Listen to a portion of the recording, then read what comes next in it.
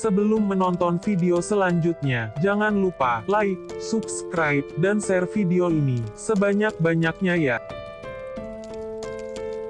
Bab 61. Setelah selesai makan siang, Damar membelikan sebuah kek untuk Dinar. Ia pun ingin langsung memberikan kek tersebut, dan bergegas menyusul Dinar ke apartemen. Sesampainya di apartemen, Damar memicingkan matanya. Tampak asap keluar dari celah pintu. "Dinar, apa kamu di dalam?" ujar Damar, seraya menggedor pintu berulang kali. Damar yang panik pun segera memanggil security untuk membuka pintu. Dan benar saja, isi apartemen itu sudah penuh dengan asap tebal. Security bertugas memadamkan api yang belum terlalu besar. Tampak Dinar yang tergeletak di lantai tak sadarkan diri. "Sayang, bangun." Damar pun segera membawa Dinar ke rumah sakit. Sesampainya di rumah sakit, Dinar langsung ditangani oleh petugas medis, sedangkan Damar hanya bisa menunggu dengan cemas di depan ruang IGD. "Kak Damar," panggil seorang wanita menghampirinya. "Bagaimana keadaan Kak Dinar?"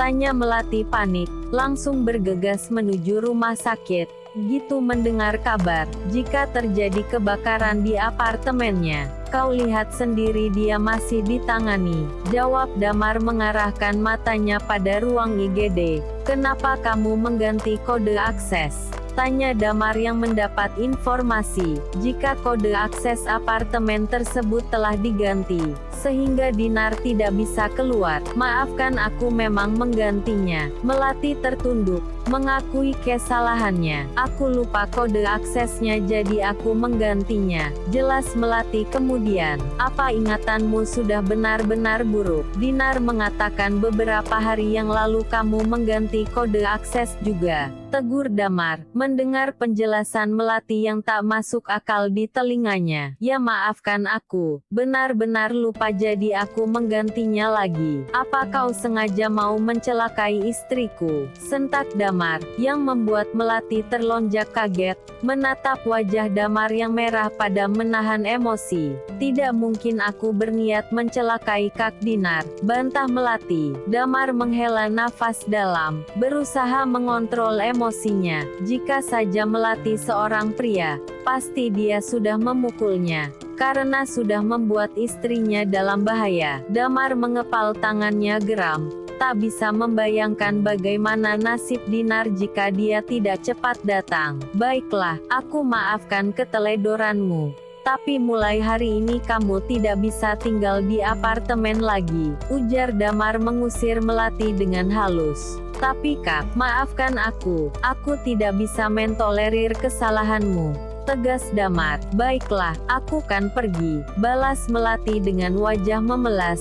Tak menyangka, jika Damar akan bersikap demikian. Melati pun segera keluar dari rumah sakit tanpa sempat melihat keadaan Dinar. Tak berapa lama kemudian, seorang dokter pria keluar dari ruang IGD. "Bagaimana keadaan istri saya, Dok?" tanyanya panik, menghampiri dokter tersebut.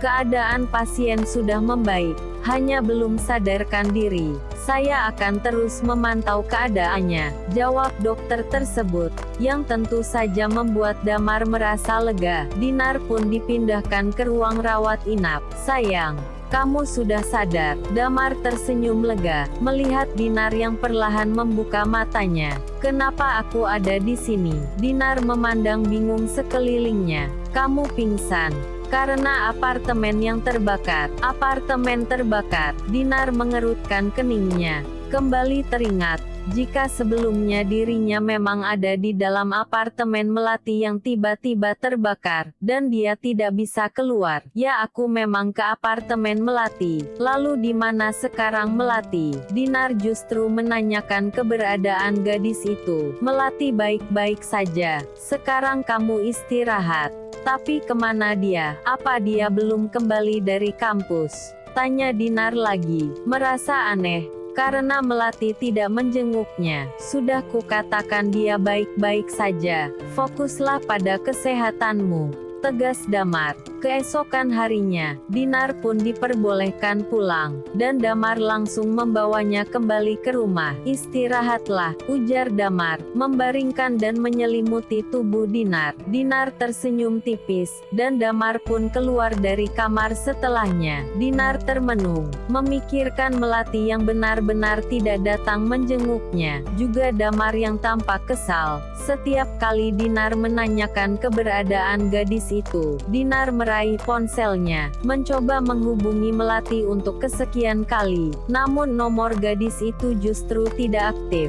Beberapa hari kemudian, keadaan Dinar pun sudah semakin membaik. Siang itu Dinar pergi ke kampus untuk menemui Melati. "Permisi, apa kamu melihat Melati?" tanyanya pada teman satu kampus Melati. "Melati, sudah beberapa hari ini tidak masuk," jawab gadis tersebut. "Tidak masuk." Sontak saja Dinar tampak terkejut mendengarnya. Dinar pun memutuskan untuk ke apartemennya, berpikir pasti Melati ada di sana. Tak berapa lama Dinar sampai di apartemen. "Melati," panggil Dinar seraya mengetuk pintu, namun tak juga ada jawaban.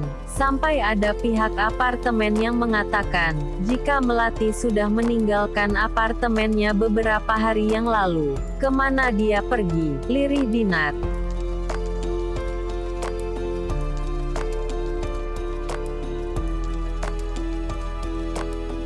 "Sayang," panggil Damar sepulang dari kantor, melihat Dinar yang tengah duduk di sofa, seakan menunggu kepulangannya. "Kamu belum tidur?" tanyanya, seraya mengecup kening Dinar. Dinar menggeleng. "Aku mau bicara," ujarnya dengan wajah yang tampak serius. "Mau bicara apa?" Damar duduk di hadapan Dinar. "Kenapa kamu mengusir Melati dari apartemen?" tanyanya, saat mengetahui ternyata Damarlah yang mengusir Melati beberapa hari yang lalu. "Ya, aku memang mengusirnya." Damar tak mengelak. "Kenapa?" Dinar menatap Damar penuh kecewa. "Karena melakukan hal tersebut tanpa sepengetahuannya. Karena dia sudah membahayakan nyawamu. Tapi seharusnya kau memberitahu aku dulu," balas Dinar. "Kau masih membela seseorang yang hampir menghilangkan nyawamu." Damar menatap heran. "Aku yakin Melati tidak mungkin melakukan itu. Dia berulang kali mengganti kode akses, bahkan dalam keadaan darurat. Aku rasa ingatannya tidak seburuk itu," balas Damar, yang mulai tersulut emosi. "Melati tidak mungkin berniat jahat padaku. Berhentilah menaruh kepercayaan pada orang asing," sentak Damar, merasa sikap Dinar terlalu berlebihan pada gadis itu. "Jangan mencarinya, dia bukan keluarga kita," Damar memperingati, dan berlalu pergi keluar dari kamarnya. Bola mata Dinar yang sedari tadi berkaca-kaca akhirnya meneteskan air mata juga. Kecewa pada sikap Damar, yang seolah tidak mengerti dirinya yang gitu menyayangi Melati, dan sudah menganggap gadis itu seperti adiknya sendiri. "Makanlah," ujar Damar pada Dinar yang sejak malam tetap meringkuk di ranjangnya. "Aku tidak lapar," balasnya masih merajuk. "Ya sudah, aku pergi ke kantor dulu. Nanti akan aku kirimkan makanan kesukaanmu."